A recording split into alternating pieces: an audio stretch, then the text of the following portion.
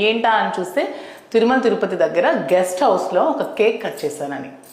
నిజంగా తిరుమల తిరుపతి దేవస్థానంలో cake cut చేయకూడదనే విషయం నాకు అసలు తెలీదు. తెలిస్తే నేను అనవసరంగా ఇలాంటి పనులు చేయను, వివాదాల్లో ఇరుక్కోవాలని అస్సలు అనుకోను. తనుజ పాపం బర్త్డే కోసం స్వామి దర్శనం చేయమని అడిగింది.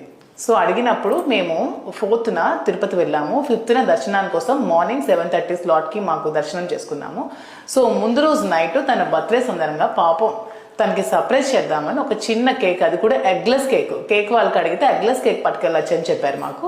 సో ఎగ్లెస్ కేక్ని తీసుకెళ్ళి ఆమెతో కట్ చేయించి అక్కడే తనకి మట్టి గాజులు, చీర, కొంచెం చెవిరింగులు అవి తనకి బహుమతి ఇచ్చి విషెస్ చెప్పి జస్ట్ ఫ్రాక్షన్ ఆఫ్ 1 minute అది కూడా మేము ఎక్కడైతే స్టే చేసామో ఆ గెస్ట్ రూమ్లో.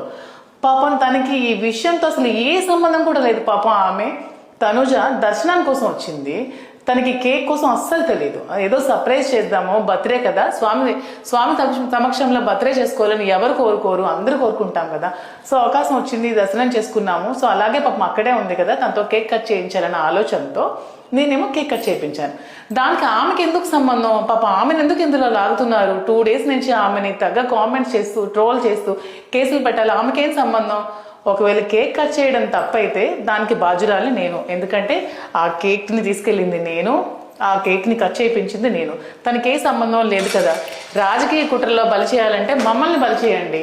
ఆ పిల్ల ఏం చేసింది? ఆమెను ఎందుకు ఆడుకుంటున్నారు? చిన్న పిల్ల, దానికి ఎందుకు అంత స్ట్రెస్కి గురి చేస్తున్నారు?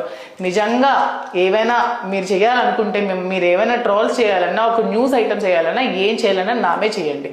అనవసరంగా తనుజాని కాంట్రవర్సీలోకి లాగద్దు. ఆమె పాపం దర్శనానికి మాత్రమే వచ్చింది, ఆమెకి దర్శనం చేయించాను. కేక్ పట్ల పాపం ఆమెకి ఏమీ తెలియదు. నాకు కూడా కేక్ కట్ చేయకూడదనే విషయం తెలియక నేను ఒక కేక్ తీసుకెళ్ళాను. అది కూడా చూడండి, డేట్